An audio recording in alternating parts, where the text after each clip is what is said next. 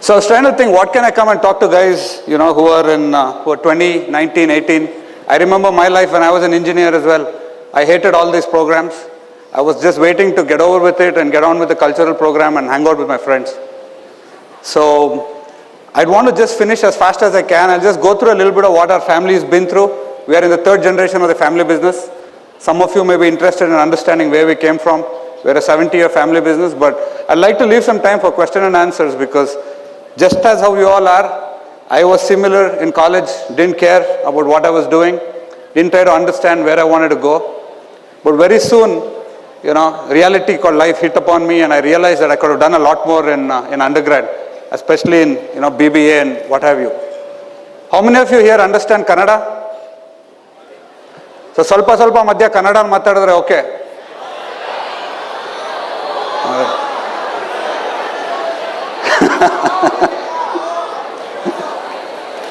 How many of you here understand English? More or less. Good. All right, good. And how many of you understand Hindi? Good. ಕರ್ನಾಟಕಕ್ಕೆ ಬಂದಿದ್ದೀರಾ, 3 ವರ್ಷ ಇರ್ತೀರಾ, ಕನ್ನಡ ಕಲ್ತ್ಕೊಳ್ಳಿ, ಒಳ್ಳೆ opportunity.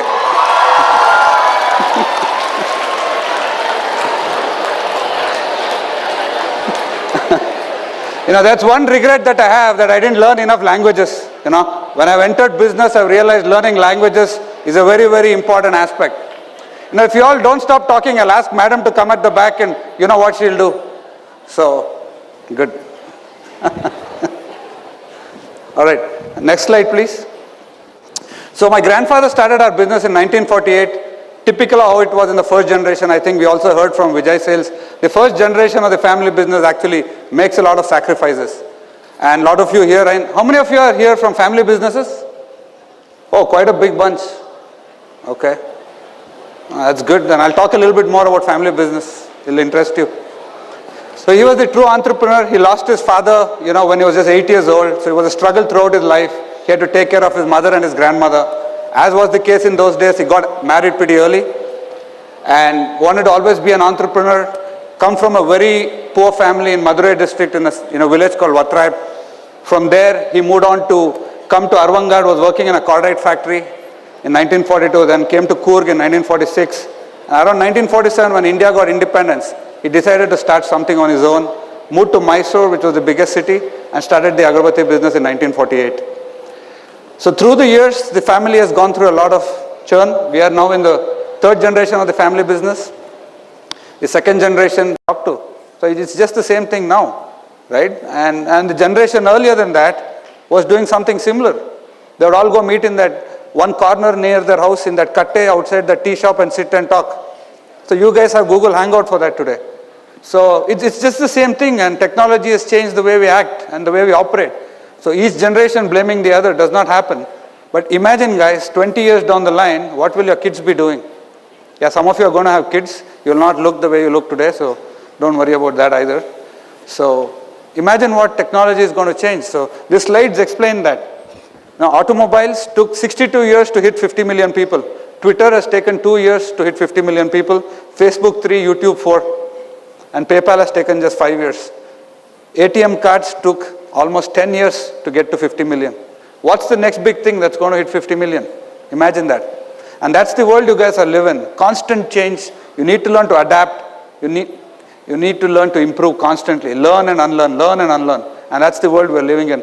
As an Agarbatti guy, I have now created an app in which you can do a puja wherever you are in the world. All right? It gives you the complete instructions, step by step, of how to do puja and connect with your tradition. And I see a lot of the youngsters embracing that, because they want to touch back to their roots, but they don't want to call mom and ask them how to do puja. All right? And I'm not talking about Dingchak puja, so don't get mistaken. Yeah, I stay current. It's required.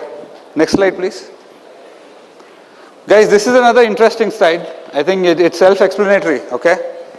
The world's largest taxi company has no taxis, Uber. Airbnb is the world's largest accommodation provider.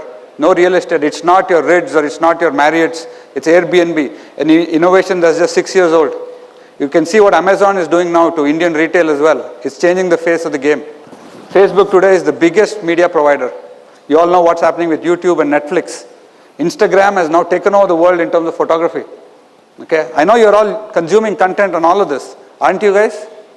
Yeah, and this is your world, and that's the world that we all need to be in.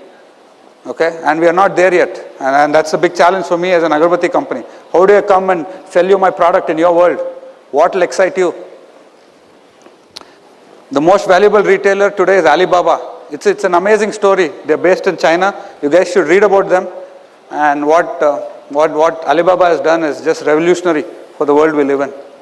Next slide, please. Next slide. Good. These are some quotes that I abide by. I love each of them. I'm going to just read them out to you. This is the last slide, and then I'll take some question and answers.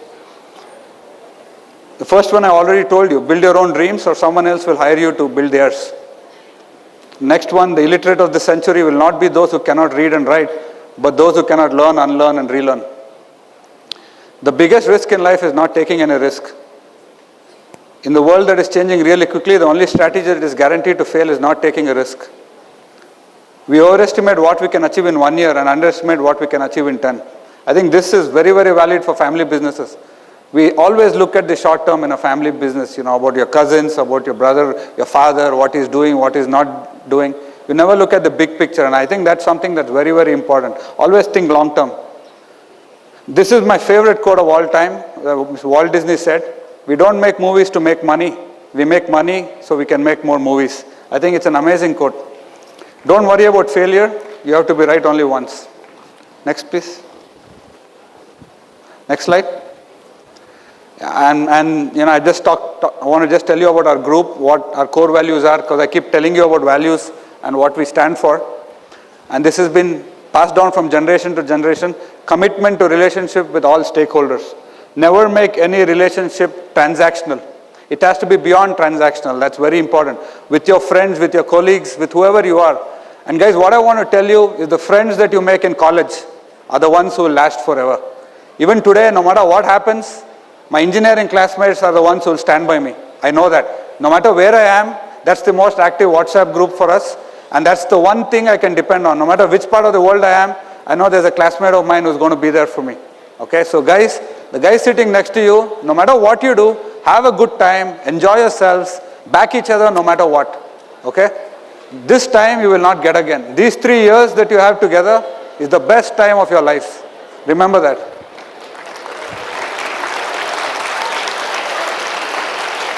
Yeah, the rest of it I've already touched upon. I think ethical and collaborative growth has been very important. Ethical, do right, do good, but do everything that helps everybody to grow together.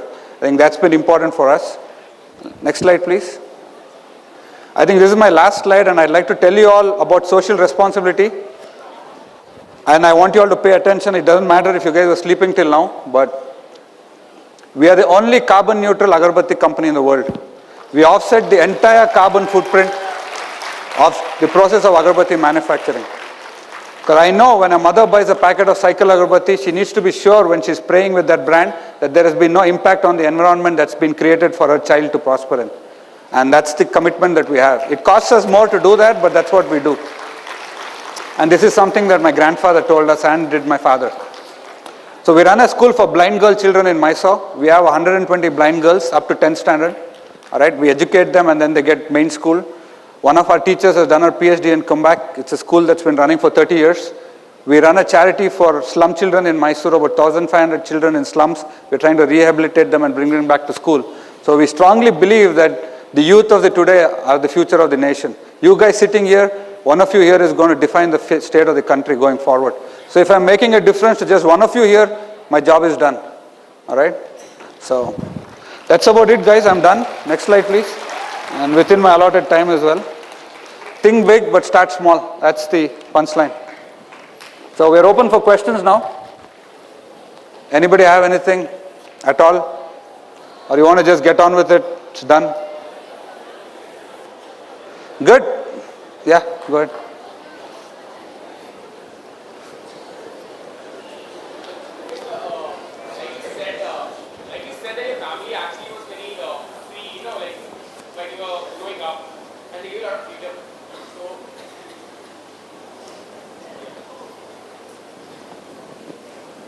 We have some time for questions, right?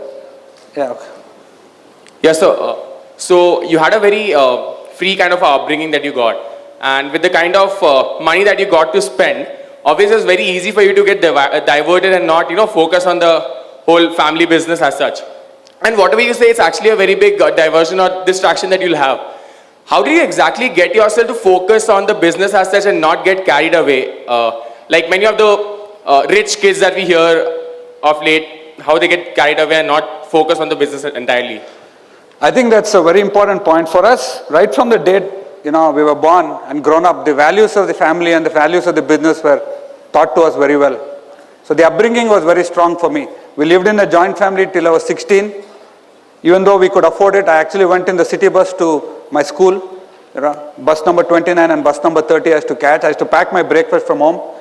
The humility with which we were brought up, we understood very, very well. That's the reason why when I was given freedom for the first time and given money, I went and, lost my thought for a little bit of time and then I came back in. So the upbringing becomes very important. And that's something that was very strong and instilled in all of us growing up. We lived in a joint family, 45 of us in one house, sharing the same food, literally sharing everything that we had together. We had one big room where there were 10 mattresses and we were all, there as cousins and brothers. And that's how we grew up. So we realized that nothing is more important than the greater good of the family. Never ever is personal gain bigger than the family. And that's something that you understand, you will not do any of the other things. The moment you lose that focus, that's when you have a problem. Right? So there's no clear answer to it, it's more individual, but that's something that you'll have to understand that nothing ever is bigger than the family. The family will always come first. Like Godfather said, Any other questions? I'll just take 20 seconds. I want to put my question, leaving the IT startups apart. We will not talk about IT startups. In today's world, money makes money, right? My question is, there are so many big brands in each and every sector in 21st century. Is it possible to establish that big company in today's world with the help of venture capitalists and gain that much of profits that you can do something on your own? Yes, you can.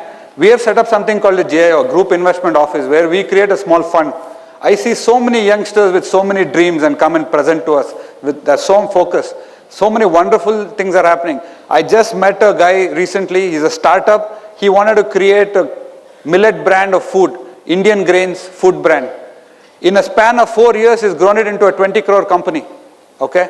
It's amazing. He started from scratch. He came from nothing. He had a big dream, but he had the passion to drive. I think a very valid point made by the speaker before me about passion. Guys, passion is something that drives you and defines who you are. And how does one get passion? Can I take a minute and explain?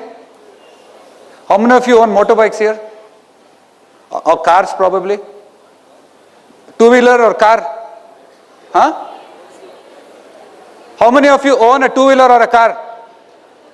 Quite a few of you, right? Okay. Youngsters may not because you don't have a license yet. But how will you feel if your vehicle gets scratched? Happy, sad? Happy? Why will you feel sad? Because you love your product, right? But if your friend's car gets crashed, do you feel sad? Happy? Why not? It's the same car, it's the same thing. It takes you from point A to point B. Why you feel sad? Because you love your car. Passion starts from love. Love your product, love what you're doing, you will become passionate about it. It's just like life, just like boyfriend and girlfriend. Okay? So to answer your question, yes, it is possible to build a business from nothing. And there are many instances on day-to-day life that I am seeing where people are making it happen from nothing. Venture funds are available for good ideas and big dreams. But most important for people with passion. Because people invest on people and not on a product. Any other questions?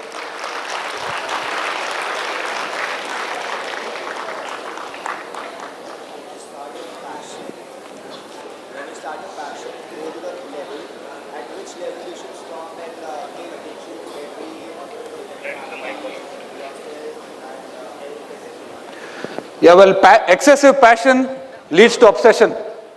How many of you, I mean, you guys are too young, but how many of you have seen a movie by Shah Rukh Khan called Bazigar or Dar?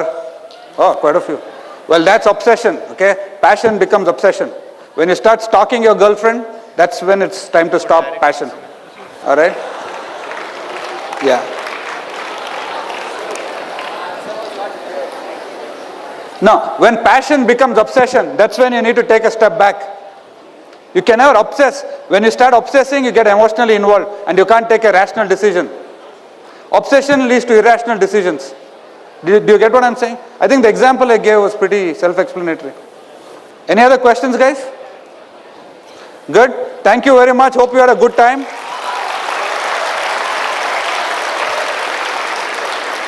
Enjoy the rest of the evening and have fun, guys. No matter what happens, learn to party and have fun, but steady. Listen to your teachers. Listen to your teachers. That's the most important. In class, do the best you can. After school, learn to have fun and unwind. Thank you, guys.